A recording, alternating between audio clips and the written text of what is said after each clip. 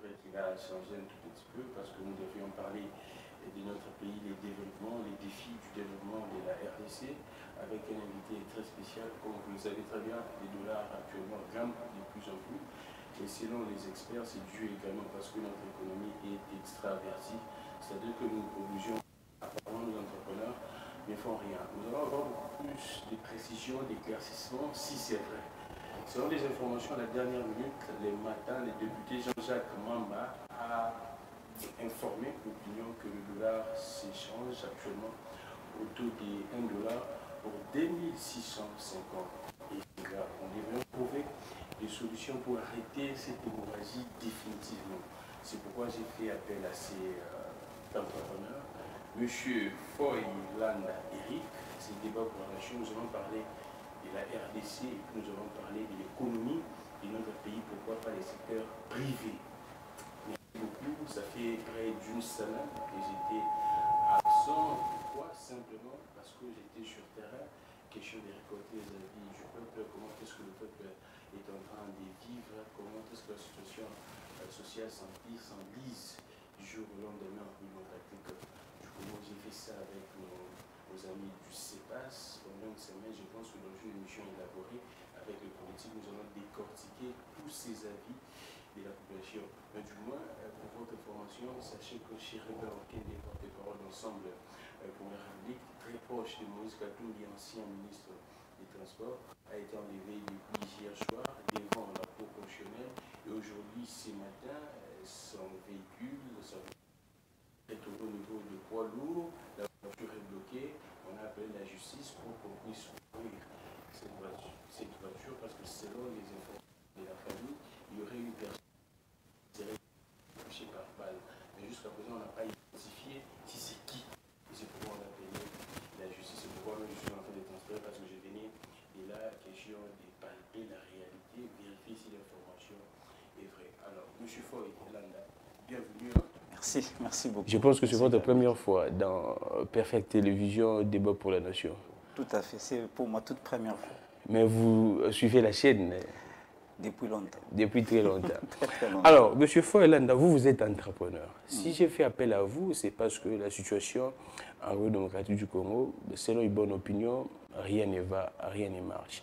Et selon les experts, c'est vrai que l'État ne ferait rien, selon des opposants, mais également, si je ne sais pas, si je pourrais dire une part de l'élite congolaise. Pourquoi j'ai dit ça? Parce que notre économie reste extravertie. Même les VPM de l'économie, lors d'un point de presse, les briefings, moi j'étais là, il a dit ça, les entrepreneurs congolais apparemment ne produisaient pas. Alors, quelle est votre lecture sur cette question, vous étant que entrepreneurs? Est-ce que c'est vrai que les entrepreneurs congolais ne foutent absolument rien ou bien ils ont la volonté mais il n'y a pas un accompagnement? On commence d'abord par là pour planter les décors, pour parler du défi du développement de la RDC. Non, merci d'abord pour me recevoir, c'est une très belle opportunité pour moi. Allons-y. De pouvoir m'exprimer et merci à toute l'équipe qui nous accompagne également. Il y a Joey là derrière les caméras. Merci beaucoup. Voilà. En fait, pour implanter le décor, vous savez, les concepts qu'on a aujourd'hui au Congo, on parle trop, mais on agit très peu. On parle trop, mais on agit très peu. C'est comme ça, vous pouvez être devant une autorité, vous allez écouter tout un tas de théories. Mais quand vous serez sur le terrain, absolument, il n'y a rien. Ce qui fait que moi, quand je fais mes interventions, que ce soit à la télé ou à la radio, j'aime être pragmatique, j'aime être pratique. Parce que s'il faut expliquer à un Congolais lambda ce qui se passe, ce n'est pas par des termes économiques. Exactement. L'économie est extravertie. Je ne sais pas combien de personnes Exactement. savent ce que c'est. C'est lourd, c'est très technique. Hein? Vous comprenez? Expliquer ça par des termes très simples. Très bien, merci. Donc, ce qui veut dire, s'il faut parler du développement de notre pays, de l'économie de notre pays, il faut faire un effort d'utiliser les termes que n'importe quel Congolais peut comprendre. C'est comme ça que moi, je n'irai pas dans ce sens-là. Ah, d'accord. C'est que le VPM a dit, oui, c'est vrai, c'est ça. C'est que le Premier ministre aussi a dit, parce que dans ses interventions aussi, il était question de ça, tout comme même le président. Nicolas Kazadi, évidemment, il n'y a pas longtemps. Il y a aussi le président qui vient de faire son point de presse. Il a aussi essayé de palper quelques réalités. Mais sur le plus de 100 millions de Congolais, vous verrez que ceux qui ont suivi, peut-être c'est moins de 100 000. Parce que ce n'est pas ça le Congo, en fait. Voilà, donc moi, j'aime qu'on aille dans le sens où que les Congolais qui se trouvent au fin fond puissent comprendre. Aujourd'hui, on parle des taux d'inflation. On est en train de voir la réalité. Vous venez de dire, aujourd'hui, ça s'échange à 26. 2600. Voilà. Hier, j'ai vu, c'était à 25. Aujourd'hui, 2650. Bon. Quand vous prenez les économistes, hein, il faut les inviter. Hein, ils vont vous donner tous les détails. Mais nous, nous connaissons que des grandes lignes. On sait qu'en réalité, si le dollar est en train de prendre de l'ascension, parce que notre monnaie est faible. Et notre monnaie est faible parce qu'elle n'est pas soutenue par des productions. On subit. C'est comme ça, mais on utilise les termes extravertis. On subit tellement. Figurez-vous qu'aujourd'hui, on parle de 26. Mais qu'est-ce qu'on a produit jusqu'à hier? Apparemment rien. Alors, plus qu'il y aura rareté des devises, vous verrez que le franc serait toujours en train de perdre de la vitesse de la valeur. Parce que qu'est-ce qui se passe en réalité? Pour essayer de mettre ça un peu dans un terme là plus simple, on a les devises qui circulent. C'est-à-dire s'il faut acheter quelque chose, on utilise les dollars. S'il faut aller prendre quelque chose à l'extérieur, on utilise les dollars. Mais ici, en réalité, on n'a plus ces dollars-là. Ce qui fait que le monsieur ou la dame qui a ces dollars, il s'est dit, bon non, moi je ne donne pas mon dollar à 25, je le donne aujourd'hui à 26. Comme on a besoin de ça, on est à tout prix obligé de chercher les dollars. C'est comme ça qu'il y a la loi de l'offre et de la demande qui bascule un peu. Donc, en des termes plus simples, je pourrais dire ça. On n'a tellement rien produit. Ce qui est produit est tellement minime que ça ne mesure pas grand-chose dans l'échelle de l'économie. Donc, à dire vrai, on continuera de subir cette inflation, cette augmentation de la devise, parce que nous, on est encore en train de subir et on ne fait rien pour résister à ça. Alors, en parlant de ça, alors, là, ce serait pratiquement très difficile de voir le développement de la République si, parce qu'on ne peut pas développer un pays avec une économie totalement faible. On entre dans le vif de notre sujet d'aujourd'hui. On va parler sur les défis du développement de la RDC. Vous, étant qu'entrepreneur, comment vous pourriez définir le développement? C'est vrai qu'on parle de ça, la RDC est un pays, je ne sais pas si c'est sous-développé, en voie de développement, mais comment est-ce que vous, en esprit, d'emblée, vous pourriez dire aux Congolais qui nous suivent? Bon, merci. C'est une très bonne question, M. Gramik. Hein. C'est là où j'aimerais vraiment attirer l'attention de ceux qui nous suivent, qu'ils comprennent. Qu'est-ce que les concepts de développement? Alors, parce qu'aujourd'hui, c'est vrai qu'on attend développement, on aimerait bien savoir. Et aujourd'hui, si on doit parler du développement dans notre pays, on doit commencer par comprendre les concepts de développement. Les concepts de développement, c'est quoi? C'est apporter des transformations, ok, dans un secteur qui existe déjà. Apporter des transformations. Des transformations dans un secteur qui existe déjà pour améliorer, amener à une croissance. C'est ça le terme développement. C'est tellement simple. Ouais, dans tous les secteurs qui existent, s'il faut parler du développement, c'est-à-dire nous devons être à mesure d'amener de la croissance dans ces secteurs, de l'évolution. C'est alors qu'on parle du développement. Et évidemment, pour aller un peu plus en détail, il faudrait que la transformation dans les secteurs que nous voulons apporter puisse se conformer aux ODD. Les objectifs de développement durable. Voilà. Maintenant, là, s'il faut encore entrer en détail, c'est pourquoi je vous dis, il y a tellement de termes techniques. Et c'est comme ça que les gens n'arrivent pas bien. Donc, si on pourrait retenir, c'est la croissance dans différents secteurs. Dans différents secteurs. Mais qui respectent les ODD pour donner de la valeur à une nation ou à un État. Parce que les objectifs de développement durable, c'est ce qui est recommandé aujourd'hui. Moi, je dirais également à la population que les objectifs de développement durable, c'est également, ça tient compte de la protection de l'environnement. Là, on doit vraiment être précis là-dessus. Mais on ouvre une petite brèche parce que ça fait également polémique ces derniers temps. J'avais vu les tweets, l'information. La personne qui a commencé à plugger là-dessus, c'est mon frère, Louis-François Kouzikissa, que je salue, un journaliste de CPI. Et c'est vrai qu'il est sous sanction du CESAC pendant 3 mois. Je sais que ça va finir d'ici là. Mais on prend, comment est-ce que vous voyez, hein? C'est vrai qu'on parle du développement, l'usine là, je ne sais pas si des montages, des fabrications des Mercedes. Ça a suscité une polémique. J'ai vu les gens là ont répondu, non, on est en train déjà de monter, si c'est de fabriquer. Là, je n'entre pas. Mais ça fait partie également des développements. C'est une croissance ou bien... Comment est-ce que vous pourriez expliquer ça? Bon, en tout cas, M. Gramic, hein, j'aimerais préciser, je ne suis pas un acteur politique. Oui, exactement. En fait, étant qu'un acteur de développement, est-ce que le fait d'implanter, ou soit le fait d'avoir cette usine, ça fait partie du développement ou bien non? Oui. Alors, je vais donner mon avis d'un acteur de développement. Exactement. Sans entrer dans les polémiques et consorts. Vous savez, si vous vous apportez une pierre, moi j'en apporte une autre. OK? Et notre ami technicien en apporte aussi une autre. Nous aurons 3, 4, 5, 6 pierres. Et on peut se permettre de dire qu'on peut commencer la construction d'une maison. Ah, d'accord. Donc il ne faut pas toujours avoir l'œil de minimiser ce qui est en train d'être fait. C'est déjà un pas. C'est bon, c'est déjà très bon. Même s'il s'agissait d'un simple montage. Le simple fait qu'on est en train de faire déjà cette action-là, c'est déjà... C'est déjà un pas vers C'est déjà un pas. Il faut reconnaître, même si avec le temps il y a eu trop de polémiques, il faut enlever la marque fabriquée en RDC parce que tous on a suivi. Vous voyez un peu, c'était pas propre de voir le président devant ce genre de situation-là. Il faut enlever la marque, sinon il y aurait ça, il y aurait ça. Mais c'est que les gens oublient. Pour qu'on voit la marque fabriquée en RDC, il y a eu tout un travail qui a été fait. D'accord. Il y a eu l'installation de l'usine, même si c'est un hangar qu'on dit un long hangar, ça a coûté beaucoup. Et pour faire venir même des morceaux de véhicules, ça a coûté énormément.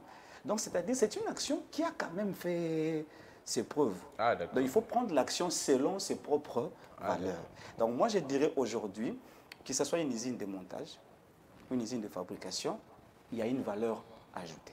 Ça, il faut reconnaître. Sur le plan de développement, il y a une valeur ajoutée parce qu'il peut y avoir 5-10 personnes qui peuvent trouver, même s'ils doivent rouler des pneus à la main pour mettre les roues et tout. Le plus important, c'est qu'ils ont fait quelque chose. Mais l'honnêteté intellectuelle voudra ce qu'on dise réellement aux Congolais, ce qu'il en est. Si ce n'est pas une usine de montage, de fabrication, il faut dire clairement. Qu'on dise la vérité. Non, écoutez, nous sommes tous reliés, nous voyageons, nous sortons, nous voyons. Quand on parle d'une usine de montage, vous voyez comment est-ce que l'entreprise est bien ficelée en termes de la technicité, de la technologie, des machines. Ce qu'on avait vu là. D'accord. Vous savez, donc on prend la valeur telle qu'elle est. C'est une valeur ajoutée. Il y a 5 familles congolaises qui ont quitté les chômages. Je vous assure, c'est une valeur ajoutée telle qu'elle est. Alors, on reste dans les développements. Vous aviez dit qu'on doit plus marteler sur ce point, la croissance. C'est vrai, il y a des autorités à un moment qui auraient dit, je ne confirme pas, Congo et Bungasu, ce qui pourrait sous-entendre que non, ces pays ne pourraient pas se développer. Alors, est-ce que, selon votre façon de définir le développement, selon vos concepts, est-ce qu'on pourrait admettre que la RDC pourrait se développer un jour? Bon, si vous entendez quelqu'un vous dire que ce pays ne va pas se développer, c'est un antipatriote. Ouais. Mais si les réalités sur terrain nous font... C'est ça, M. Grémy. Le problème n'est pas dans la façon dont on considère les réalités. Il faut plutôt voir les faits. Allons-y. Okay? Le pays se développera. Et les concepts de développement aujourd'hui s'appliquent aussi en RDC. Pourquoi? On peut appliquer les concepts de développement en RDC. Oui, effectivement. Parce que pour appliquer les concepts de développement, notre pays, la RDC, a 3 avantages. Premièrement, nous avons les matières qu'il faut. Ça, vous le savez. On en parle tout le temps, scandale géologique, scandale minier. Moi, je n'aime pas trop entrer là parce que depuis qu'on a commencé à parler du coltan, moi, personnellement, je n'ai jamais vu. Donc, nous avons les pays qui contiennent une richesse, on ne sait pas déterminer la valeur. Parce que ça continue. Vous avez suivi dernièrement, il y avait encore d'autres matières qui ont fait surface, ce qui n'a jamais existé au Congo, mais on vient de découvrir. Ça, c'est la première des choses.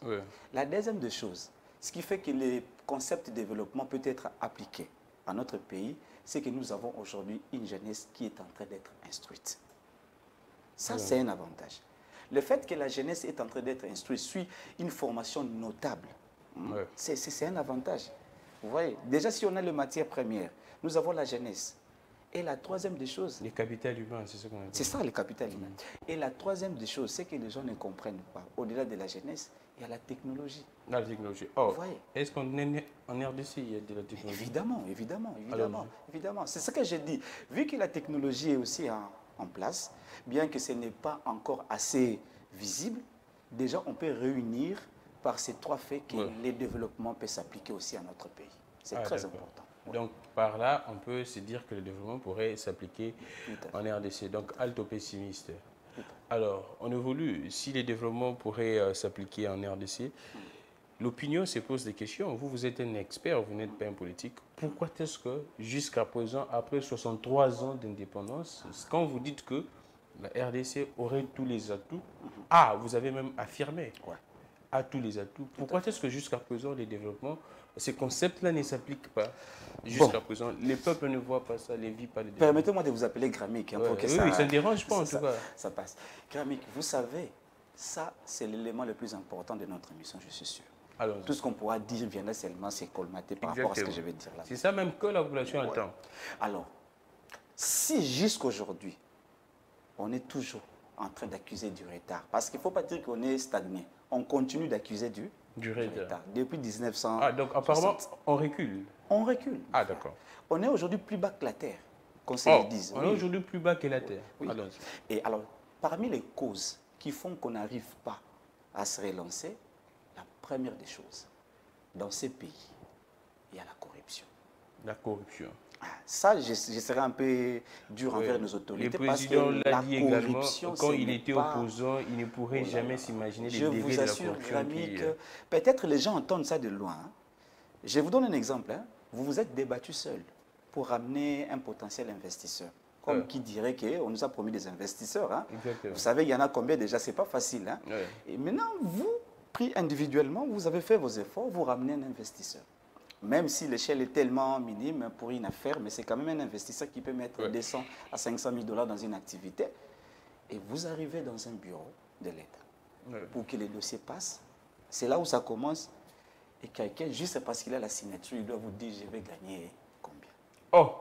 C'est un agent de l'État qui vous pose cette question. C'est le Congolais qui tue les Congolais. Il ne faut pas... Donc c'est un Congolais, vous ramenez, vous faites un travail de longue haleine, vous ramenez un investisseur, vous arrivez dans un bureau de l'État, c'est un fonctionnaire. Il ne faut pas accuser les Indo-Pakistanais, il ne faut pas accuser les étrangers, les Occidentaux, la communauté internationale nous tarde. D'abord, c'est nous-mêmes. C'est ces Congolais-là qui va vous demander déjà quelque chose. C'est déjà de la corruption. Figurez-vous, vous amenez quelqu'un qui est honnête. Donc il se pose des questions, on a gagné. Oui, c'est ça. Quelqu'un qui est honnête, qui est venu, qui a payé ses propres... son propre déplacement, il est là, il a son séjour, il est venu investir dans votre pays et rien n'a commencé. Et il entend quelqu'un lui dire, écoutez, moi j'ai quoi? Et c'est comme ça, beaucoup de gens qui viennent et le lendemain, ils retournent. Ça fait partie des causes qui nous retardent. Et la deuxième des choses qui nous retarde aussi, et ça c'est aussi grave, c'est la justice. C'est la justice. Le président, il venait même de décrire je ne sais pas si c'est fait opposant lui-même. Je ne sais pas si c'était fait opposant lui-même, le président de la République, parce qu'il a parlé des choses qui sont vraiment vraies. Des choses que le président a dites, ce sont des choses vraies. Oui, vrai, très vrai. Et là, il n'a pas dit en tant que président. Moi, je l'ai vu dans son ancienne... je ne sais pas moi, je l'ai vu comme ça. Parce que quand j'ai suivi, j'ai trouvé qu'il était vraiment réaliste. Mais cela ne veut pas dire que cette justice ne change pas parce qu'elle est comme ça. Parce que les autorités ne font rien pour que ça change. D'accord. Il ne faut pas qu'on vienne nous chanter, écoutez, on est en train de tout faire pour que ça change. Allez-y dans un dossier. Vous êtes dans vos droits. Vous verrez ce que ça fait que quelqu'un vous vole vos droits juste parce que... C'est une personne influente. Vous comprenez? Ça fait partie des choses qui nous retardent. D'accord. Et la troisième des choses maintenant, et c'est ce qui est la plus grande, c'est le Congolais lui-même. Nous, Congolais, Gramik, tu sais, nous nous sommes résignés. Nous n'existons plus. Les Congolais, en tant que concept congolais, on n'existe plus. Expliquez ça en des termes un peu... Pourquoi on n'existe plus? Vous savez, tout ce que vous pouvez faire, vous allez entendre un Congolais dire « je ne peux rien faire, c'est le gouvernement qui doit nous aider ». Tout à fait. Vous entendez ça de partout. Et là, c'est un sérieux problème. C'est un sérieux problème. Vous savez, tout ce que le gouvernement est en train de lancer, si ça ne marche pas, parce qu'à un moment, le gouvernement va se faire juger parti. C'est-à-dire Non, mais attendez, vous avez vu dans quel pays où les gouvernements lui-même commencent à devenir acteurs du développement, acteurs économiques? Où avez-vous vu ça? Non, non, non, ça n'existe pas. C'est ça, mais c'est ça qu'on est en train de voir parce qu'en soi, il y a très peu de Congolais qui osent. Et c'est comme ça que les gouvernements, en tâtonnant, qu'est-ce qu'on peut faire, ils commencent à prendre des lignes qu'il ne fallait pas. Vous comprenez? Il y a très peu de Congolais qui osent. Si vous dites à un Congolais, faites quelque chose, je n'ai pas les moyens. Si vous dites à un Congolais, écoutez, vous devez faire ça, le gouvernement doit me donner les moyens. C'est ce qui fait que très peu de Congolais osent. Je ne dis pas que les Congolais n'osent pas, il y a quand même une petite partie. Donc aujourd'hui, les Congolais attendent tout du gouvernement. Or, moi je suis chrétien. Allons-y. Je suis chrétien. Si je dois aller même dans les histoires passées, vous verrez que quand Dieu apporte la vision, il donne aussi la provision. La provision, exactement. Mais attention. Le matériel, en fait, très bien. pour mais attention, réaliser cette vision. La manière dont Dieu va te donner ta provision est différente de la manière dont Dieu me donnera ma provision. Mais on a tous la même vision. Je vais prendre le cas qui est très connu. On prend le cas de Moïse. Okay? Moïse, on sait qu'il a traversé la mer Rouge à pied sec.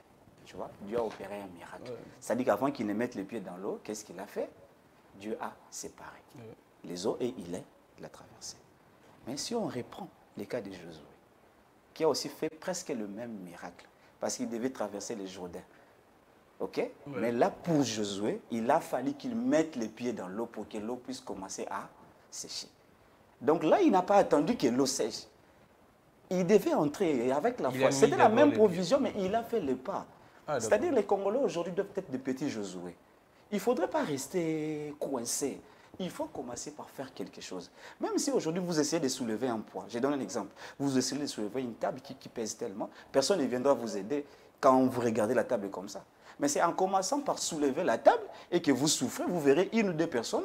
Attends, on va vous aider. Et puis ils vous aident. C'est ce que les Congolais doivent faire. Vous comprenez un peu? Donc on doit voir les choses d'une manière un peu plus pragmatique, un peu plus professionnelle. Les Congolais ne font presque plus grand-chose aujourd'hui. Si on prend les nombres de fonctionnaires de l'État qui sont engagés par l'État, ils sont mis de côté, le reste c'est des Congolais. Et quand je parle des Congolais, je ne vois pas les Congolais qui habitent les grandes villes. Ah d'accord. Mon frère, il faut aller au fin fond du pays pour voir ce que c'est. Les Congos profonds. Les Congos profonds. Et ce n'est pas facile. Et vous verrez qu'on souffre tellement, mais on ne fait absolument rien sous prétexte qu'il n'y a pas le moyen. On n'a pas la possibilité. Or, pour avancer dans une idée, les moyens ne peuvent pas précéder. Si les moyens précèdent, vous avez 90% des chances d'échouer. Pour avancer dans une action, il faut d'abord que les idées précèdent, les actions précèdent. Même si vous manquez la possibilité, mais vous devez d'abord commencer. OK? Oui. Alors, si un Congolais se met en tête qu'écoutez, je n'ai pas de moyens, mais je dois faire ça, je commence, vous verrez comment la provision de Dieu viendra faire sa part. Oui. Malheureusement, face à cette souffrance, parce que ce n'est pas facile, il faut qu'on se le dise, pour s'annoncer à faire quelque chose, je vous assure, Grammy, qu'il faut bien peser le pour et le contre, ce n'est pas facile. Oui. C'est comme ça que face à cette réalité, beaucoup de Congolais se résignent, disent que non, on ne peut pas faire. Et enfin, pour terminer, par rapport à la réalité du manque de développement depuis 1960, qu'on a eu l'indépendance, il y a ce qu'on appelle les impôts dans ces pays, c'est à mourir. Vous comprenez, Grammy? Oui. Donc, un entrepreneur peut commencer aujourd'hui. Il y a tellement d'impôts. Essayez d'ouvrir une boutique hein, sur la grande route. Hein. Vous ouvrez aujourd'hui, demain, vous voyez les agents de l'État qui passent, qui vous donnent déjà des factures à payer, des impôts à payer, soit à la commune, soit au bureau du quartier, soit à l'hôtel de ville. Ce qui fait qu'un entrepreneur, aussitôt qu'il veut commencer, il se sent déjà asphyxié. Vous comprenez? Oui. Si vous allez dans certains pays, ils ont mis des statuts pour les auto-entrepreneurs. Par exemple, au Congo-Brazzaville, je ne sais pas si ça a changé. À l'époque, c'était quand vous lancez votre activité, vous avez 6 mois. Vous travaillez d'abord sans que vous ne payiez quelque chose comme droit à l'État. Parce que quand j'étais là-bas dans les années, je pense 2013-2015, j'avais vu des entrepreneurs qui se sont lancés, c'était comme ça.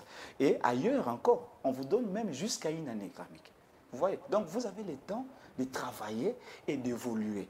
Mais ici, aussitôt ouvert, aussitôt les impôts commencent à tomber. Donc cette façon-là de faire les choses ne permet pas à certains entrepreneurs de pouvoir évoluer. Donc tout ça, cumulé à toutes les réalités, ça donne un grand retard. Alors, il a fallu même avec les temps, on avait proposé une proposition de loi comme ça avec la Chambre du commerce, de l'industrie des métiers, hein, qui est coordonnée par M. Alain Fournier et Eric Makela. On a travaillé avec eux. Ils ont dû donner des propositions pour ramener l'impôt à un seul. Pourquoi? Parce que l'entrepreneur, lui, n'a besoin que de payer peut-être pour les chiffres d'affaires qu'il va mettre en place, payer juste un impôt sur ça et lui laisser suffisamment le temps pour s'investir dans son travail. C'était une proposition qui aurait pu aider beaucoup d'entrepreneurs, mais malheureusement, ça n'a pas donné suite. Donc, trop d'impôts, la corruption, pour faire l'ensemble, trop d'impôts, la corruption, les Congolais s'est résigné, lui-même et la justice. Ce sont ces éléments qui font que depuis 1960, on n'avance pas. Merci beaucoup. Nous sommes en direct. Je vous informe. En tout cas, l'information vient de me parvenir. Quand je vous ai dit qu'on avait trouvé, parce que moi, quand j'étais là, les véhicules des chérubins Okende étaient bloqués. Il y avait une personne à l'intérieur, visiblement touchée par des balles. Là, l'information se confirme. Les OPJ sont là, la justice est là. On a ouvert, on a débloqué la voiture, on a retrouvé Chérubin Okende. Je ne sais pas s'il est déjà mort, mais c'est lui, la personne qui est touchée par des balles. On ne sait pas. Chérubin Okende, selon les informations de sa famille, était en Afrique du Sud. Il n'est revenu que pour répondre à l'invitation de la Cour constitutionnelle. Et hier, il était devant la Cour constitutionnelle pour déposer sa demande du report de cette invitation. Il était resté dans le véhicule et son garde était entré pour déposer la lettre au niveau si je pourrais dire, la Cour constitutionnelle ou bien du greffier, ainsi de suite. Et son garde, en revenant, il n'a plus trouvé Chérubin Okende ni les véhicules. Et là, l'information vient de se confirmer que la personne trouvée dans les véhicules au niveau du poids lourd avec des balles, jusqu'à présent, je ne sais pas, je ne confirmerai pas qu'il est décédé ou non, mais les informations se confirment encore, c'est Chérubin Okende qui est touché. Ça fait très mal. Nous allons avoir beaucoup plus de précisions dans une émission élaborée avec des politiques. Mais là, je devrais vraiment vous informer parce que nous sommes en direct. Alors, on continue. Monsieur Foy, c'est vrai, on a parlé de ce qui pourrait être conçu comme des freins pour le développement de la RDC. Alors, dans tout ça, c'est vrai qu'on parle, il y a ça, il y a ça, il y a ça. Mais la solution pourrait venir, parce que quand vous parlez, le Congolais lui-même se résigne, mais c'est parce que le Congolais se sent que non, il aurait fourni des efforts, il travaille, mais il n'y a pas un bon salaire, il n'y a pas un salaire régulier, il y a beaucoup de choses. Vous parlez de la corruption, c'est parce que le fonctionnaire n'est pas mieux payé, il y a des impaiements. En tout cas, dans toute chose, hein, on pourrait dire qu'il y a également une cause. S'il y a un comportement X, ça vient de quelque part. Donc, dans tout ça, quels pourraient être les remèdes appropriés avant de toucher les secteurs qui pourraient développer la RDC? Mais dans tout ça, dans tout ce que vous dites là comme cause du frein du développement, qu'est-ce qui pourrait être comme remède? Ça reste le peuple congolais ou bien ça reste le gouvernement? Bon, là, il y a deux volets. Allons-y. On parle d'abord du remède par rapport à la réalité et puis on viendra voir qui est l'acteur majeur de ces remèdes. Alors, s'il faut d'abord parler de la réalité, qu'est-ce qu'il faut faire pour que les choses s'améliorent? Il y a toujours des secteurs qu'il faut mettre en priorité. Oui. Parce que le Congo, si on doit bien le dire, tous les secteurs doivent être retouchés. Mais il y a des secteurs qu'il faut mettre en priorité. Et là, je vous prends en témoin. Il y a de cela quelques temps, quand le président français était arrivé ici, après la rencontre avec notre président, il y a eu un sommet au niveau du Pullman. Et là, ils ont parlé des secteurs qui devaient être touchés pour faire booster l'économie en RDC. Et vous verrez que ce qu'il y a eu comme choix, il y avait 3 secteurs. Il y avait premièrement les mines, le secteur des mines qui devait être touché. À part les mines, il y avait les secteurs des infrastructures. Et comme 3e secteur, c'était le secteur numérique. Maintenant, on parle du Congo. Vous voyez les 3 secteurs, ils y sont bien réfléchis. C'est les 3 secteurs, les mines, les infrastructures et les numériques. Et vous verrez que les mines, ce n'est pas à la portée de tout le monde. Vous voyez, les infrastructures non plus. Ce qui reste, c'est les numériques. C'est pour dire quoi? Parmi les secteurs les plus importants qu'il faut toucher, il faut toucher les numériques. Parce qu'ailleurs, l'économie numérique commence à prendre de l'ascension.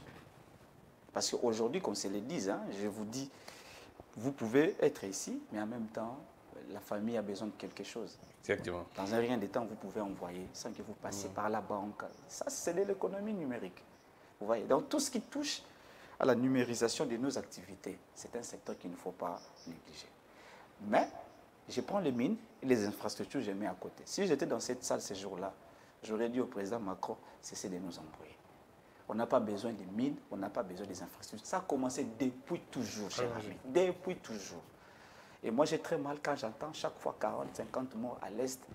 Les jours qu'on ramènerait la richesse du sous-sol, là, dans le Bandundu, chez moi, à Kouilou, c'est là où on va voir que les morts à l'Est vont finir, ça va devenir maintenant à Kouilou.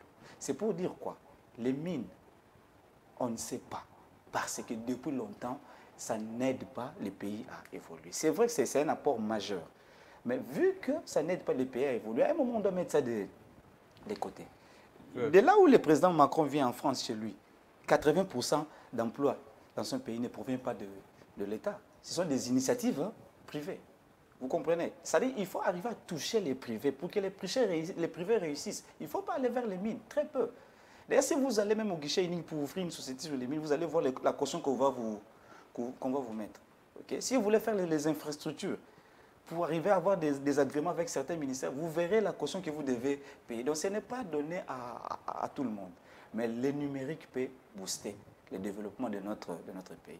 À part le numérique, il y a un secteur très important, c'est l'agro-industriel. L'agro-industriel. Vous avez vu dernièrement ce qui s'est passé, il y a eu tout un tas de problèmes ici, des bruits à cause des maïs. C'est l'agro-industriel.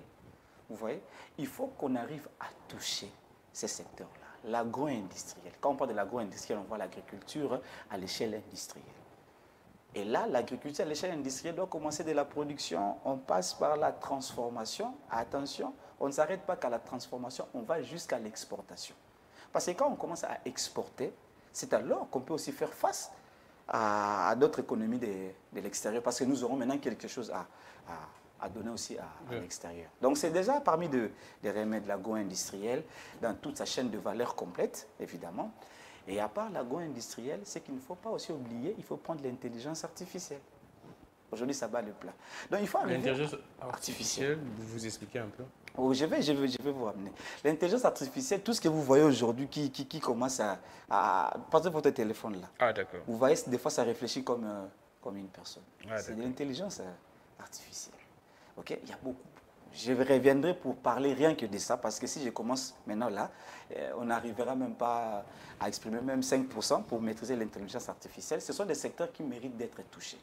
Mais moi, personnellement, par rapport au remède, hein, si on arrive à toucher l'agro-industriel, on arrive à toucher, c'est très important, l'économie numérique, on arrive à toucher d'autres secteurs qui paraissent infimes, mais qui vont avec le temps donner plus de valeur, on arrivera à faire quelque chose. Et je suis sûr et certain, on arrivera à faire quelque chose. Mais ici, en passant, je dirais, par rapport à tous ces entrepreneurs qui essaient de faire quelque chose, il faut vraiment leur dire merci, coup de chapeau, parce qu'ils travaillent dans des conditions très, très difficiles. Mais il y en a quand même ceux qui osent déjà, même dans les secteurs numériques, il y en a, dans les secteurs agro-industriels, il y en a, mais seulement c'est encore minime. On ne sait pas faire la comparaison avec ce que le Congo donne comme potentiel et ce qui est en train d'être fait. Merci beaucoup. Comme je vous ai dit, si je suis trop téléphone, c'est parce que je suis en train de suivre en temps réel les informations. J'ai vu également les tweets de Jean-Jacques Mamba. Les informations se confirmeraient sur cette prétendue mort des Chéribon Kinde, mais on attend vraiment l'information officielle de la famille. C'est pourquoi je suis avec mon téléphone pour vous informer en temps réel sur ce qui se passe. Mais on reste, là nous sommes en pleine émission, nous sommes en direct, vous aurez toutes les informations. On est en train d'échanger sur le développement de la RDC. Alors, on prend, quels pourraient être les secteurs qui pourraient être comme les closures de la RDC? Bon, c'est vrai que je viens de brosser un tout petit peu. Exactement. Mais s'il faut maintenant préciser, les secteurs qui peuvent toucher vraiment aujourd'hui, c'est d'abord l'agro-industriel. C'est la première des choses. C'est la première des choses. Vous savez, je prends l'exemple... L'agro-industriel, c'est-à-dire l'agriculture industrialisée. Oui, oui, l'agriculture industrielle. Ou on peut aussi mettre les activités agro-pastorales. Parce qu'il ne faut pas aussi mettre l'élevage de côté. Mais moi, je suis dans ces secteurs de formation. J'ai fait la médecine et j'ai fait l'informatique. Mais comme l'agriculture, il faut y toucher. Je suis allé et je travaille. Mais vous verrez que par rapport à ce qui doit être fait pour que la RDC ressente vraiment que l'agriculture est en train d'être touchée, on n'est même pas encore à 1%. Si je dois vous demander de me citer qui sont les grands producteurs de maïs aujourd'hui, vous allez chercher au bout du doigt. Peut-être vous n'en trouverez que 5 ou 6. Mais notre pays, c'est tout un continent. C'est tout un continent. Donc, ce qui veut dire l'agro-industriel est un secteur très, très important. Et maintenant, les jeunes commencent à se réveiller un tout petit peu. Ils commencent à comprendre qu'il ne faut pas seulement aller vers la fonction publique, il faut aussi toucher le sol, parce que le président dit que le sol devait prendre sa revanche sur le sous-sol. Mais maintenant, pour que ça marche, il faut que chaque Congolais puisse s'imprégner de la réalité. Vous savez, Gramik, aujourd'hui, vous avez la capacité, dès que je vous vois là, de faire peut-être 10 hectares de maïs. Peut-être que vous ne savez pas. Vous avez cette capacité. Oui, vous avez cette capacité. J'en ai. Oui, vous avez. Je n'ai pas dit la technicité, j'ai dit la capacité. La capacité. Donc vous pouvez être un bon manager. Vous pouvez être un bon manager pour faire un travail de 10 hectares. Ah, okay? D'accord. C'est-à-dire vous mettez tout ce qui est atout ensemble, les agronomes, les propriétaires des terres, la technologie, la sémence, vous mettez, vous mobilisez les moyens pour faire 10 hectares. Vous en avez la capacité. Maintenant, s'il y a 10 000 Gramik, jeunes, qui font 10 hectares, nous aurons 100 000 hectares de production. Or, si vous suivez Makuta, je crois, si c'est la 8e édition, ça s'est fait au niveau de Mbujima, si je pense, je ne sais pas, au Kasaï là. Et même le Vital Caméra avait intervenu. J'avais aimé son intervention, c'était très magistral. Il avait parlé des terres arables. Ouais. Tout le monde sait que nous avons 80 millions de terres arables. Lui, il a rajouté, il y avait aussi des terres irrigables. Ouais. C'était 40 millions. Donc, si on prend la somme, nous avons 120 millions de terres. Alors maintenant, dans ces 120 millions de terres, la RDC, tellement c'est un scandale, vous allez trouver presque toutes les provinces contiennent la possibilité de faire l'agriculture. Vous voyez? Et si je prends par exemple le Grand Bandundu, j'aime bien revenir chez moi, je prends le Grand Bandundu, ça a une grande partie de ces millions de terres arabes. Il suffit de faire le voyage, aller vers Kikwit, vous verrez tout au long du chemin, tout est inexploité. Maintenant, qui doit travailler? C'est Gramik, c'est moi, c'est notre technicien. On doit commencer à faire ça. Et si on le fait, même si vous arrivez à faire 1 hectare, 2 hectares, avec l'évolution, on va faire quelque chose. Donc ça va vraiment booster le secteur. Parce que si on arrive à produire plus, les coûts seront tellement moindres que les Congolais lambda sauront se nourrir sans problème. Donc il faut toucher le secteur agro-industriel. Et le deuxième secteur qu'il faut toucher, je répète encore, c'est les numériques. Et c'est là où il y a la révolution. Les numériques. L'agro-industriel et les numériques. Comment vous appréciez, en fait, on ouvre une brèche, ces codes numériques promulgués récemment. Vous avez une appréciation Bon, les codes numériques ont été promulgués, c'est bien. Oui. Mais maintenant, il faut voir la praticabilité. Allons-y. Vous comprenez un peu. Le code numérique a été... Attends, vous savez, on a combien de lois dans notre pays? Ah, d'accord. Et si on y va niveau application, presque la plupart des lois souffrent de la non-application. Vous comprenez? Maintenant, ce qu'il faut faire, quand je parle du numérique, je n'aimerais pas d'abord impliquer trop le ministère du numérique, parce que c'est un ministère jeune qui vient d'être à peine créé. Et tellement le Congo est grand, ils sont en train d'élaborer des projets, ils sont en train de faire quelque chose. C'est déjà bon, un apport qui peut aider dans le secteur du numérique. Mais pour faire développer le numérique, il ne faut pas aller dans le sens du ministère du numérique. Il faut aller dans le sens des activités que chaque Congolais est en train d'initier en termes de numérique. Vous comprenez? Donc, il faut mettre les ministres à côté. Il ne faut pas aller dans le sens du ministère du numérique. C'est-à-dire qu'il ne faut pas voir le ministère du numérique qui va faire quoi, pas faire quoi. Non. Il faut aller dans le sens des activités numériques qui sont en train d'être initiées par beaucoup de jeunes aujourd'hui. Ah, d'accord. Beaucoup de jeunes sont en train d'initier des projets. Moi, j'en connais autant. J'ai même un jumeau, il s'appelle Dana Karassis. Lui, tout ce que je fais, il fait. Tout ce que moi, je fais, il fait. Donc, on est presque dans les mêmes intelligences. Mais il a initié de bonnes initiatives. J'en connais aussi autant. Vous voyez. Je donne un exemple. Si on parle de l'économie numérique qui va booster, vous savez aujourd'hui, il y a combien de transactions dans nos mobile money? Quand je parle de mobile money, je n'ai pas le droit de citer, vous comprenez. Tout ce qui est transactions au niveau de l'argent avec nos téléphones. Avez-vous déjà vérifié le flux de transactions comparé aux banques? Vous comprenez la force que les téléphones possèdent maintenant. Et les banques en souffrent, même s'ils n'en parlent pas, en souffrent.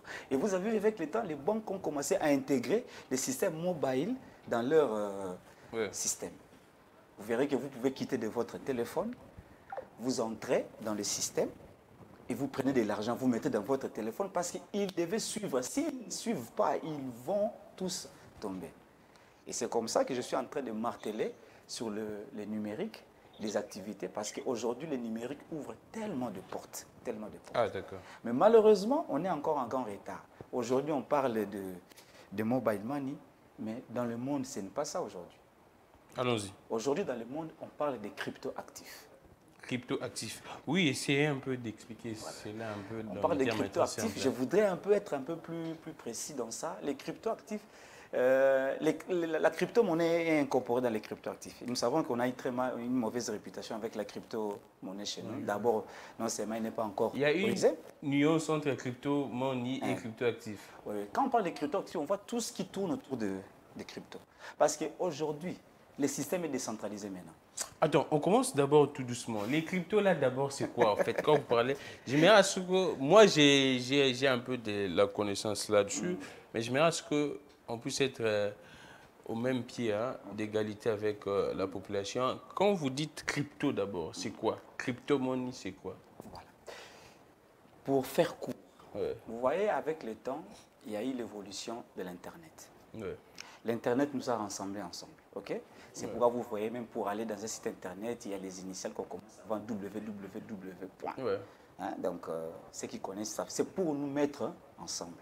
Et qu'est-ce qui s'est passé? Avec l'évolution des banques, tout se mettait ensemble. Je peux vous dire aujourd'hui, vous avez une banque congolaise ici, mais cette banque n'appartient pas au Congo. Et cette banque n'est même pas au Congo. Mais c'est une banque qui est ici au Congo. Vous comprenez? Donc, quand vous mettez votre argent, surtout quand vous utilisez les devises étrangères, ce n'est pas votre argent. Vous comprenez? C'est la propriété d'un pays donné. Ils peuvent se réveiller du jour au lendemain et dire, écoutez, monsieur Gramic, vous êtes suspect, tout ce que vous avez comme votre compte, on fait quoi? On gèle d'abord, on doit vérifier. Et là, vous ne pouvez rien. Si aujourd'hui les États-Unis disent, la RDC, remettez-moi tout, c'est fini. On est mort. Vous comprenez? Alors maintenant, les gens ont fini par comprendre qu'avec ce système centralisé, ça n'aide pas les développements. Alors, ils se sont lancés dans les systèmes décentralisés. Alors, c'est dans les systèmes décentralisés qu'il y a aujourd'hui de la crypto-monnaie. C'est-à-dire une monnaie, on ne sait pas toucher. Okay? Une monnaie qui est aujourd'hui réalisée par pair-to-pair, les systèmes pair-to-pair. C'est-à-dire, toi, tu contrôles, moi, je contrôle, l'autre ami contrôle. On ne sait pas toucher ton argent, mais c'est l'argent qui circule. On entrera en détail prochainement. Mais l'avantage avec ce système, ça ne passe pas par un système centralisé. Et aujourd'hui, c'est le vent actuel. J'espère qu'avec le temps, la gouverneure qui est là a une vision quand même assez intéressante dessus. Il va vite se lancer parce que dans beaucoup de pays, ils ont lancé leur propre crypto-monnaie. Maintenant, la crypto-monnaie, c'est la monnaie qui est utilisée dans les systèmes blockchain, dans les systèmes qui tournent, dans les systèmes de cryptage. Maintenant, c'est ce qu'on appelle la crypto-monnaie. Vous voyez? Alors, dernièrement, on a subi un peu de difficultés ici. On a essayé de mélanger un peu des investissements sur Internet à de la crypto. C'est ce qui n'est pas le cas. Donc, la crypto-monnaie, c'est la monnaie qui est utilisée dans ces systèmes décentralisés. Le système n'a pas que la monnaie. Le système a tout, et la technologie.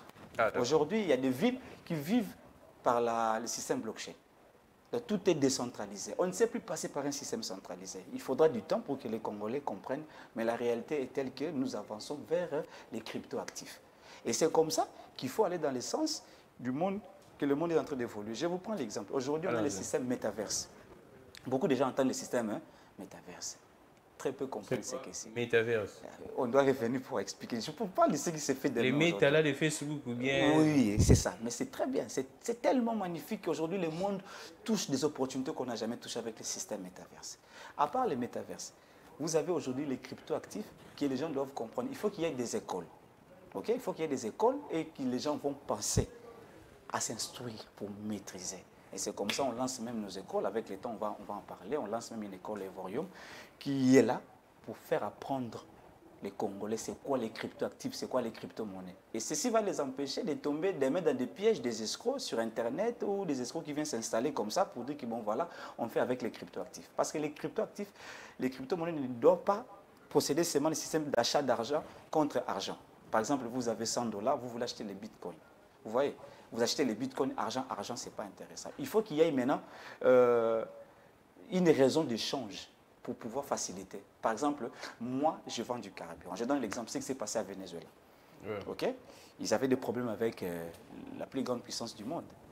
Ils ont essayé de bloquer leur dollar. Qu'est-ce que les pays ont fait? Bon, comme nous vendons du carburant, nous vendons du pétrole, nous vendons tout ce qui est comme minéraux et entrée, ou je ne sais pas moi, et entrée au carburant et tout, pour acheter notre carburant, pour acheter nos liquides, vous achetez 80% en termes de monnaie et 20% en termes de crypto.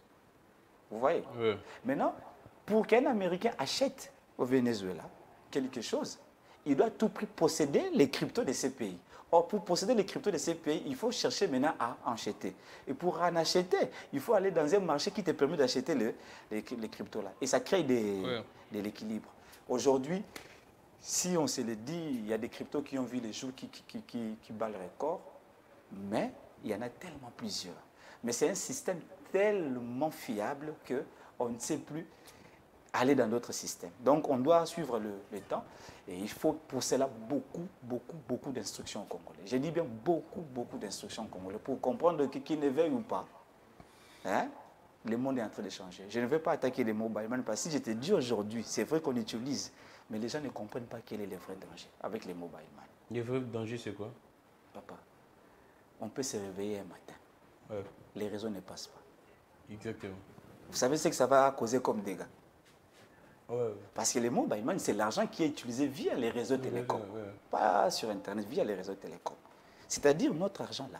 Encore faut-il croire que c'est la confiance qu'on a mis à cet argent. Parce que moi, je ne vois que les chiffres. Toi, tu ne vois que les chiffres. Si vous avez 100 $, c'est écrit 100. C'est ce qui est votre argent. Ouais. Vous comprenez? Donc, comme c'est écrit, ça peut aussi être effacé. Vous comprenez? Donc, c'est un bon système. Mais attention, je dis encore, je ne voudrais pas aller en guerre contre les mobile money parce qu'aujourd'hui, c'est le système qui bat le record. Hein? Ouais. Et encore faut-il comprendre qu'il y a maintenant des transactions internationales. Vous voyez? Je suis là, on m'envoie dans mon téléphone, ça ne passe pas par la banque. Et je retire au coin. Vous comprenez un peu? Les systèmes commencent un peu à s'ouvrir petit à petit. Les mobile money bien, mais le grand danger, c'est que c'est géré par un réseau de télécoms. Bien que ce sont des entreprises différentes, hein, vous verrez, mais c'est géré par un réseau de télécoms. Donc, on peut se réveiller un bon matin comme ça, les réseaux ne fonctionnent pas, on est pénalisé. Et si vous vous rappelez bien, c'était pendant la période de confinement. Et je pense qu'on avait annoncé qu'on va confiner pendant 3 ou 4 jours et que les Congolais devaient aller faire des provisions. Hein. Je ne sais pas si vous vous rappelez, Grammy. Les Congolais devaient aller faire des provisions et beaucoup de Congolais avaient l'argent à la banque. Vous savez ce qui s'est passé? C'est tout le monde qui est parti retirer son argent à la banque. Et c'est les jours là, les gens ont compris que l'argent qu'on met à la banque, là, en réalité, ne se trouve pas dans la banque parce que les banques ont pleuré ces jours-là. Ils ont fait appel à nos autorités. Vous ne pouvez pas faire ça. Parce que quand les Congolais disent, mais attends, une semaine, je vais manger quoi? J'ai mes 100 $ qui se trouvent dans mon compte. Et vous figurez-vous, il y a 10 millions de Congolais qui vont à la banque pour retirer le même jour. Non, les banques vont tomber. Vous comprenez? Tous les systèmes, il y a des risques. Avec les mobile money, je vous dis, il y a des risques. Les systèmes fiables aujourd'hui, c'est les crypto-actifs. Parce que personne n'y touche. OK? Personne n'arrive à contrôler. C'est tout le monde qui contrôle au même moment. Et ça prend de la valeur. Malheureusement, les gens ne comprennent pas que c'est le vent et qu'il faut suivre. Je pense que même la Banque mondiale avait recommandé à toutes les banques nationales de créer leurs propres crypto. Et comme dans l'État, on a commencé, parce que l'argent, ça a commencé pas avec le numérique, hein, on a commencé avec les trocs. Si vous prenez l'histoire de la monnaie, on a commencé avec les trocs, on a quitté les trocs, nous sommes allés avec les monnaies intermédiaires. Parce que dans le temps, il faut comprendre que si vous avez une chèvre et que vous avez besoin, par exemple, d'un peu de maïs, Ouais. Comment vous allez faire les trocs pour avoir un peu de maïs et vous allez donner votre chèvre vous voyez. Alors c'est comme ça qu'ils ont choisi une matière intermédiaire. Et c'est là où même les gens ne comprennent pas. Parce que là, si je vous disais, mais c'est Gramy que vous avez le papier avec vous, vous allez me dire oui. Et vous allez me dire que c'est de l'argent. OK? Mais c'est quelle matière que vous touchez? C'est le papier. Exactement. Mais vous dites que c'est mon argent. Or, le terme argent, ça représente quoi? Le mot argent, c'est une matière première. Comment est-ce que je peux dire j'ai du papier, j'appelle ça encore argent? Vous comprenez un peu le sens? C'est parce qu'à l'époque, pour faire des transactions, des trocs, il fallait trouver un système pour faciliter. Parce qu'il y avait beaucoup d'inadéquations. Alors, qu'est-ce qu'on a fait? On a trouvé une matière. D'abord, c'était le sel. On a trouvé une matière qu'on devait utiliser, une matière intermédiaire. C'est-à-dire, si tu travailles avec quelqu'un, à la fin du mois, il te donne une quantité de sel. C'est cette quantité de sel qu'on appelle salaire. C'est de là vient le terme salaire. Donc quand on dit je reçois mon salaire, dans les temps c'était je reçois ma petite quantité de sel du mois. Alors si je vais aller chercher un peu de haricots au coin, j'arrive là-bas, la dame qui vend les haricots, il dit bon, pour acheter les haricots, donnez-moi des petites quantités de sel. Et vous prenez les sels que vous vous promenez, vous donnez des quantités. On fait quoi? On vous donne. C'est comme ça la quantité de sel qu'on donnait à la fin du mois pour faire les changements des trocs. C'est ce qui était appelé les salaires. Et c'est ce qui est resté jusqu'à aujourd'hui. Quand je vais recevoir mon salaire, ça provient du terme sel. Maintenant, après qu'on a quitté les sels, nous sommes allés avec la matière argent. Parce qu'il fallait trouver que se promener avec les sels, c'était quand même trop lourd et tout et tout. C'est comme ça qu'on a voulu faire des pièces de monnaie, mais qui étaient fabriquées sous la matière d'argent. Vous voyez? Maintenant, comme à l'époque, il y avait une plus grande civilisation à l'époque, je crois que c'est la civilisation romaine, qui utilisait plus la matière d'argent. C'est comme ça que le terme argent est resté. Quelqu'un dit que, écoutez, j'ai mon argent. Mais en réalité, c'est du papier. C'est la confiance que nous avons mis dans ces papiers qui fait que c'est de la monnaie. OK? Et on a quitté de l'argent au papier. Il n'y a pas que ça. Il y a aussi les chèques. C'est aussi de l'argent. OK? C'est une forme de monnaie en papier. Il y a les chèques. Okay? Il y a aussi des titres qu'on donne. Si vous allez peut-être dans un coffre-fort, vous mettez vos objets de valeur, on va vous donner un titre qui équivaut à la valeur de vos objets que vous avez placés là-bas. Comme on le voit peut-être en Europe ou en Amérique, une vieille mère qui a de l'argent et a acheté de l'or en diamant, il ne peut pas garder chez lui faute d'insécurité. Il va dans un coffre et qu'est-ce qu'il fait? Il met et on essaie de voir, bon, la matière coûte, ce qu'on a mis dans le coffre coûte peut-être 10 millions. On vous donne un papier, un titre. Ce papier-là, ça vaut 10 millions. Vous comprenez? Et c'est comme ça qu'avec les temps, on a quitté maintenant de l'argent en papier en argent numérique. Vous voyez? Et c'est comme ça qu'on quittera de l'argent numérique en crypto, qu'il le veuille ou pas, ça vient. Et c'est comme ça qu'il faut que les Congolais comprennent ce qui est demain. Et dans 20 ans, je peux vous rassurer, dans 20 ans, on ne va plus utiliser l'argent en papier. Ça va disparaître. Alors, merci beaucoup, M. Foylenda. Nous avions, là, c'est même une très bonne matière exploitée. Moi, j'aime en tout cas, je pense que le Congolais doit être informé de ce qui se passe dans le monde. Le Congolais doit être à la page. C'est ça même la bonne information, en tout cas surtout avec cette histoire d'argent, ainsi de suite. Mais on va finir, je pense qu'on pourra avoir un deuxième numéro. Là, je vous donne encore une information. Là, ça vient du journal Peter Siani. Le corps de Chéribon Kende est acheminé au niveau de l'hôpital du Cinquantenaire. Donc, vous avez l'information. Le corps de Chéribon Kende est acheminé au niveau de l'hôpital du Cinquantenaire. J'ai vu des images, en tout cas, lâchement, sauvagement abattues. Et moi, ça m'a fait très mal. On va en parler, je pense. On organisera une émission spéciale d'ici soir avec des politiques, même d'ici après-midi avec des politiques.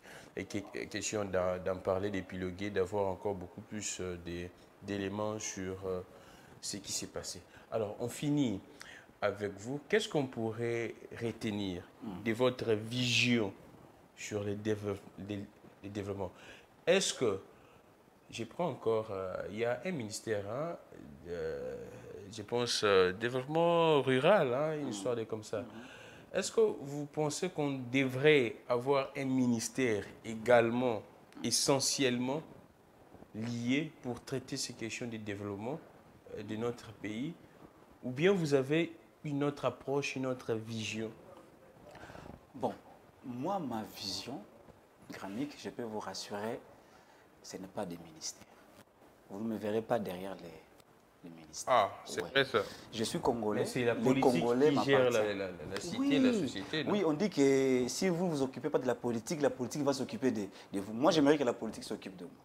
Vous voyez, le Congo m'appartient, le Congo t'appartient. C'est-à-dire personne ne peut t'empêcher de faire quelque chose qui est légal dans ton pays. Alors, dire que le développement doit être lié encore à un ministère, non. Parce qu'on en a tellement. Hein, et puis, on ne cesse de disséquer des ministères. Vous voyez, il y a le ministère de l'enseignement, recherche professionnelle, il y a le ministère des petites et moyennes entreprises et économie. On ne cesse de disséquer encore. Actuellement, il y a le ministère du numérique. Oh, il y a aussi le ministère des pétentiques. Vous voyez. Et donc, il y a tellement de dissections que moi, je ne m'attarde pas sur ça.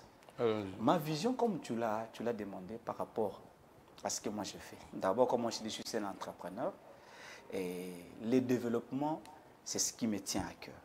Vous voyez. Comme le développement me tient à cœur, je tiens d'abord à ce que les Congolais comprennent quelque chose de très important. Je pense que beaucoup de gens chantent l'hymne national. Et tout part de la grammaire. Les gens chantent l'hymne national. Et l'hymne national commence par les termes hein, debout, Congolais. Qui peut être debout? C'est celui qui soit assis ou qui s'est déjà réveillé. Mais je peux te rassurer, Gramik, on chante debout Congolais, mais le Congolais est encore en train de dormir. Comment voulez-vous qu'il se mette hein, debout? Cela veut dire quoi? Avant de se mettre debout, il faut d'abord quitter son lit ou quitter son sommeil. Vous voyez? Ce qui fait qu'il faut d'abord que les Congolais comprennent qu'on doit s'élever. Vous comprenez? Ouais. Pour qu'on s'élève, il faut que chaque Congolais apprenne à faire quelque chose dans son coin. N'attende pas d'abord le moyen, qu'il commence. Ouais. Et c'est comme ça qu'avec le temps, on a mis longtemps, on a compris que ce n'est pas facile pour avancer aussi. On a mis des succursales, on a mis des petits projets de gauche à droite qui pourront aider certains entrepreneurs aussi. S'ils ont un projet, on se fait accompagner directement. Parce que moi, je ne vais plus dans les banques. Hein. On souffre tellement. Il y a même le fonds de la garantie pour les entrepreneurs que le président a mis en place pour aider les entrepreneurs. Mais il faut aller voir combien de dossiers sont traités là-bas. La réalité est tellement autre. Alors, ce qu'il faut pour que nous puissions nous développer, il faut que les Congolais arrivent à travailler dans la communauté. Il faut qu'on se soutienne. Il faut qu'on se tienne les coudes. Ah, c'est-à-dire, on doit se mettre ensemble pour travailler dans l'objectivité et on trouvera toujours des solutions ensemble. Et au-delà de ça, mes propres initiatives que j'ai mis en place, à part l'agriculture, j'ai mis en place toute une école du numérique avec mes partenaires, je parle des Vorium, qui va vraiment aider les Congolais à comprendre que demain, le monde est en train de changer. Vous savez, si on continue à accumuler du retard, à un moment, on va s'effacer. Exactement. On va s'effacer à un moment. C'est naturel, en tout cas. On va s'effacer complètement. Et c'est comme ça qu'on est en train de faire. Alors, je reviendrai pour choisir des thèmes. Exactement. J'aimerais, pour finir en tout cas, Emmanuel, vous préparez déjà les images des chérubins. On finit. Les présidents avaient souhaité en tout cas d'avoir des millionnaires d'ici 2030. Est-ce que ça pourrait être possible avec votre vision que vous veniez là de dispenser? Bon. Est-ce que c'est faisable d'abord d'avoir des millionnaires d'ici 7 ans? C'est très faisable. Moi, j'ai dit ce que le président dit d'un côté, d'un point de vue économique, d'un point de vue acteur du développement, c'est bon. Mais le problème, c'est toujours hein, la faisabilité.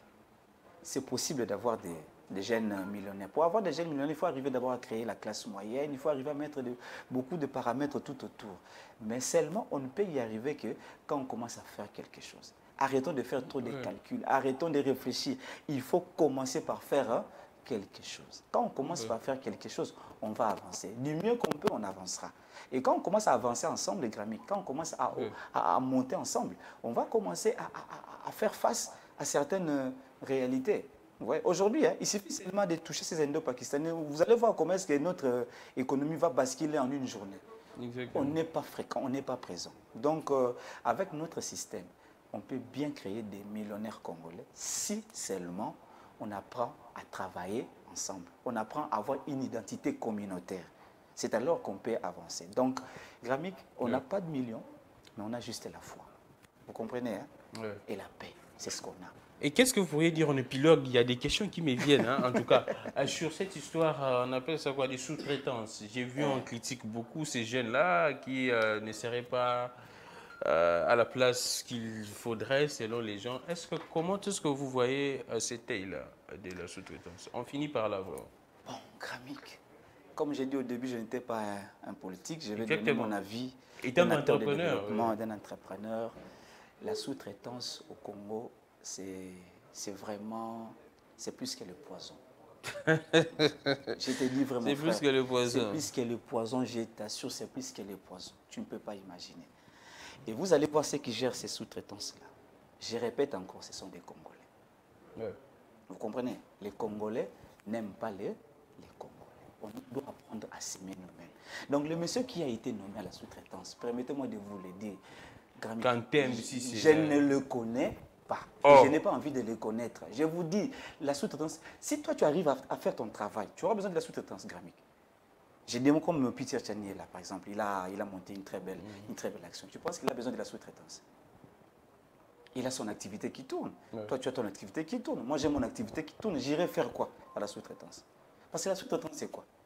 Regarde ce qui se passe. Alors, une entreprise a besoin de la main-d'œuvre. Il vous appelle, vous amenez le personnel. L'entreprise dit, bon, écoutez, je vais donner 100 $ par personne. Le sous-traitant, lui, il dit, bon, d'accord, donnez-moi. Moi, je vais donner 30 $ à chaque agent. OK? Et l'agent qui n'a rien, qui a 0, il accepte les 30.